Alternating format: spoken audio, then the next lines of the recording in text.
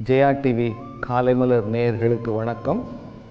நாம் பதஞ்சலியின் யோக சூத்திரத்திலே அஷ்டாங்க யோகம் என்றால் என்ன என்பதை பார்த்தோம். அதில் யமங்கள் எத்தனை வகைப்படும், அவைகள் எவை என்பதை பார்த்தோம். அதுபோல நியமங்கள் எவை என்பதையும் பார்த்தோம். ஆனால் சில சமயங்களில் இந்த யம நியமங்களை நம்மால் கடைப்பிடிக்க முடிவதில்லை. ஏனென்றால் நாம் இந்த சமூகத்தையே சார்ந்திருக்கிறோம். ஆகவே நாம் இந்த ஒழுக்க முறைகளை சரிவர பயன்படுத்துகிறோமா என்றால் அது அவ்வளவு சுலபமானது அல்ல. அதுவும் இந்த காலத்தில், இந்த தற்கால சூழ்நிலையில் மிகவுமே கடினமானது. ஏனென்றால் நான் நல்லதை நினைக்க வேண்டும், யம நியமங்களை பழக வேண்டும் என்று நினைக்கும் பொழுதுதான் எதிர்மறையான எண்ணங்கள் எனக்கு வந்து சேர்கின்றன. அந்த எண்ணங்கள் கெட்ட எண்ணங்களாக இருக்கின்றன. அதைத்தான் இந்த சூத்திரத்திலே, அடுத்த சூத்திரத்திலே சொல்கிறார். விதர்க்க பாதனே பிரதிபக்ஷ பாவனம். இந்த விதர்க்கா என்றால் எதிர்மறையான எண்ணங்கள், எனக்கு உபயோகப்படுத்தக்கூடிய எண்ணங்கள் அல்ல. இதை செய்வதால் நமக்கு சரியான பலன் கிடைக்காது. இருந்தாலும் அந்த மாதிரியான எண்ணங்களே வந்து கொண்டிருக்கின்றன. இது ஏன் வருகிறது என்றால் சமய சந்தர்ப்ப சூழ்நிலைகளுக்கு ஏற்றவாறுமே வர ஆரம்பிக்கும்.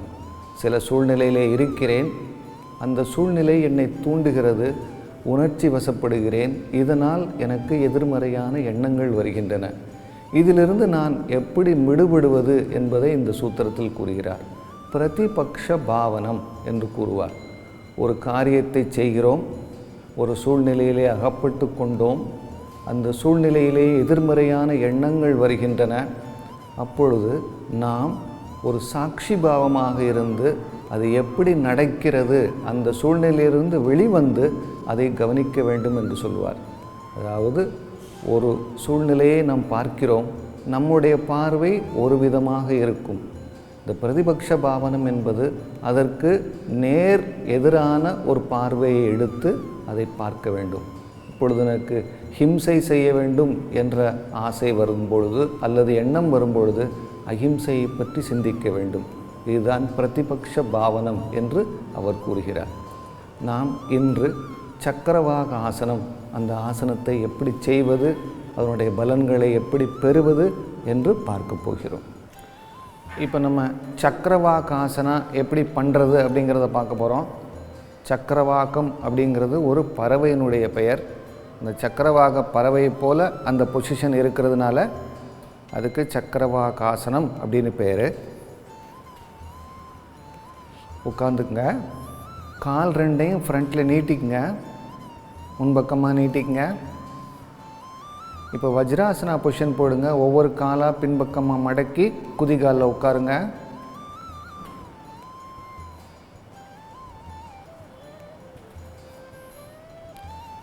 ரெண்டு உள்ளங்கையுமே தொடை மேலே இருக்கட்டும். நம்ம வஜ்ராசனா பொசிஷன் வந்துட்டோம். இப்போ மூச்சு உள்ளே எடுத்துக்கிட்டே முட்டி போட்டு நில்லுங்க. கைகளையும் முன்பக்கமாக தூக்குங்க. இப்போ மூச்சை வெளியே விட்டுக்கிட்டே மெதுவாக முன்பக்கமாக குனிங்க. உள்ளங்கை தரையில் வச்சுக்கோங்க. உடலை முன்பக்கமாக குனிந்த நிலையில், தலை கீழே தரையை தொடக்கூடாது. இப்போ மூச்சு உள்ளே எடுத்துக்கிட்டே உடலை முன்பக்கமாக மூவ் பண்ணுங்கள். இடது காலை ஸ்ட்ரெச் பண்ணுங்கள், மேலே பாருங்கள். இதுதான் ஃபைனல் பொசிஷன், கிளாசிக்கல் பொசிஷன். இப்போ மூச்சை வெளியே விட்டுக்கிட்டே காலை மடக்கி உடலை பின்பக்கமாக எடுத்துகிட்டு போங்க.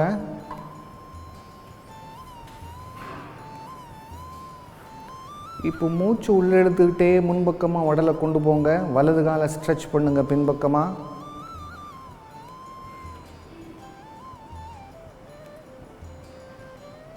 மூச்சை வெளியே விட்டுக்கிட்டே வலது காலை மடக்கி உடலை பின்பக்கமாக கொண்டு வாங்க. தலையை கீழே ட்ராப் பண்ணிடுங்க. இப்போ மூச்சு உள்ளே எடுத்துக்கிட்டே மெதுவாக கைகளை முன்பக்கமாக தூக்குங்க. முட்டி போட்டு நில்லுங்க.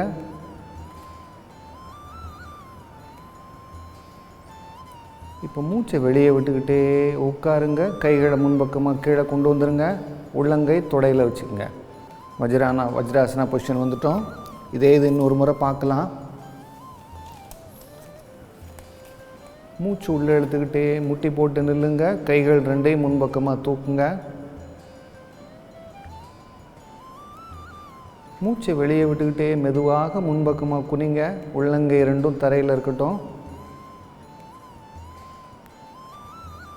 மூச்சு உள்ளே இழுத்துக்கிட்டே உடலை முன்பக்கமாக கொண்டு வாங்க. இடது காலை ஸ்ட்ரெச் பண்ணுங்க.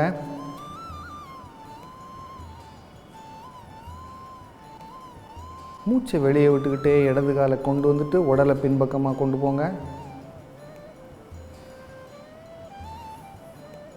மூச்சு உள்ளே இழுத்துக்கிட்டே உடலை முன்பக்கமாக கொண்டு வாங்க. வலது காலை ஸ்ட்ரெச் பண்ணுங்க. மூச்சை வெளியே விட்டுக்கிட்டே வலது காலை மடக்கி உடலை பின்பக்கமாக கொண்டு வாங்க. மூச்சு உள்ளே இழுத்துக்கிட்டே முட்டி போட்டு நில்லுங்க. கைகளையும் முன்பக்கமாக தூக்குங்க. மூச்சை வெளியே விட்டுக்கிட்டே மெதுவாக உட்காந்துக்குங்க. கைகளை முன்பக்கமாக கீழே கொண்டு வந்துடுங்க. சில பேருக்கு காலில் ஸ்டிஃப்னஸோ இல்லை இடுப்பு பகுதியில் ஏதாவது வலி இருந்தால் அவங்களால காலை ஸ்ட்ரெச் பண்ண முடியாது. அவங்க இதே ஆசனத்தை எப்படி மாடிஃபை பண்ணி பண்ணுறது அப்படிங்கிறத பார்க்க போகிறோம். வஜ்ராசனா பொசிஷனில் உட்காந்துக்கணும். மூச்சு உள்ளே எடுத்துக்கிட்டே முட்டி போட்டு நில்லுங்க. கைகள் ரெண்டையும் முன்பக்கமாக தூக்குங்க. மூச்சை வெளியே விட்டுக்கிட்டே முன்பக்கமாக குனிங்க. உள்ளங்கை ரெண்டையும் தரையில் வச்சுக்கங்க. இப்போ மூச்சை உள்ளே இழுக்கும்போது வெறும் உடலை மட்டும் முன்பக்கமாக கொண்டு போங்க. கால்களை நீட்ட வேண்டாம். முதுகுத்தண்டை வளைத்து முன்பக்கமாக பாருங்கள். இது கொஞ்சம் இலகுவான முறை சக்கரவாக ஆசனத்திலேயே. மூச்சை வெளியே விட்டுக்கிட்டே தலையை முதல்ல கீழே கொண்டு வந்துட்டு உடலை பின்பக்கமாக கொண்டு போங்க. மூச்சு உள்ளே இழுத்துக்கிட்டே மெதுவாக முட்டியை மேலே நில்லுங்க. கைகள் ரெண்டையும் மேலே கொண்டு போங்க. மூச்சை வெளியே விட்டுக்கிட்டே மெதுவாக கைகளை கீழே கொண்டு வாங்க. அதே சமயம் உட்காந்துக்குங்க முட்டி போட்டு. இது இன்னொரு முறை பார்க்கலாம். வஜ்ராசனா பொசிஷன்லேருந்து ஸ்டார்ட் பண்ணுறோம். மூச்சு உள்ளே இழுத்துக்கிட்டே முட்டி போட்டு நிற்கணும். கைகள் ரெண்டையும் முன்பக்கமாக தூக்கணும். மூச்சை வெளியே விட்டுக்கிட்டே முன்பக்கமாக குனிங்க. உள்ளங்கை ரெண்டும் தரையில் இருக்கட்டும். உடல் முன்பக்கமாக வளைஞ்சிருக்குது. இப்போ மூச்சு உள்ளே இழுத்துக்கிட்டே மெதுவாக முன்பக்கமாக உடலை கொண்டு போங்க. கழுத்தை முன்பக்கமாக தூக்குங்க. தலையை இப்போ மூச்சை வெளியே விட்டுக்கிட்டே தலையை குனிஞ்சு மெதுவாக உடலை பின்பக்கமாக கொண்டு வாங்க. சில பேரால் இதை இந்த ஃபுல் சீக்வன்ஸ் பண்ண முடியாது. அவங்க இப்போ இந்த பொசிஷனில் இருந்து இதுக்கு அடுத்த பொசிஷன் போகிறோம் இல்லையா, அதை மட்டுமே பண்ணாலுமே இதனுடைய பலன்களை பெறலாம். எனவே உட்கார்ந்த நிலையில் அப்படியே முன்பக்கமாக குனிந்த நிலைக்கு போயிடுங்க. மூச்சு உள்ளே இழுத்துக்கிட்டே உடலை முன்பக்கமாக கொண்டு வாங்க. மேலே பாருங்கள். மூச்சை வெளியே விட்டுக்கிட்டே மெதுவாக தலையை குனிந்து உடலை பின்பக்கமாக கொண்டு வாங்க. இன்னொரு முறை பண்ணலாம். மூச்சு உள்ளே இழுத்துக்கிட்டே மெதுவாக உடலை முன்பக்கமாக கொண்டு வாங்க. தலையை மேலே தூக்குங்க. ஆர்ச் பண்ணுங்க முதுக. மூச்சை வெளியே விட்டுக்கிட்டே தலையை குனிந்து உடலை பின்பக்கமாக கீழே கொண்டு வாங்க. இப்படியே கூட வஜ்ராசனா பொசிஷனில் உட்காந்துக்கலாம். நீங்கள் மூச்சு இழுத்துக்கிட்டே அப்படியே வந்து வஜ்ராசனா பொசிஷனில் உட்காந்துடலாம். யாருக்கெல்லாம் இடுப்புலையோ அல்லது முதுகுலையோ வலிகள் இருந்ததுன்னா இந்த பொசிஷனில் பண்ணலாம். அடுத்து இன்னொரு மாடிஃபிகேஷன் எப்படி பார்க்க போகிறோன்னா, ஒரு காலையும் ஒரு கையையும் இதே பொசிஷனில் தூக்கி அந்த பேலன்சிங்கை பார்க்க போகிறோம். இது கொஞ்சம் அட்வான்ஸான முறை. அதை எப்படி பண்ணுறதுங்கிறத பார்க்க போகிறோம். வஜ்ராசனா பொசிஷனில் உட்காருங்க. இப்போ மூச்சு உள்ளே இழுத்துக்கிட்டே முட்டி போட்டு நில்லுங்க. கைகள் ரெண்டையும் முன்பக்கமாக தூக்குங்க. மூச்சை வெளியே விட்டுக்கிட்டே முன்பக்கமாக குனிங்க. ரெண்டு உள்ளங்கையும் தரை மேலே வச்சுங்க. உடல் முன்பக்கமாக குனிந்த நிலையில். இப்போ மூச்சு உள்ளே இழுத்துட்டு முன்பக்கமாக போங்க. இடது காலை ஸ்ட்ரெச் பண்ணுங்கள். வலது கையை ஸ்ட்ரெச் பண்ணுங்கள்.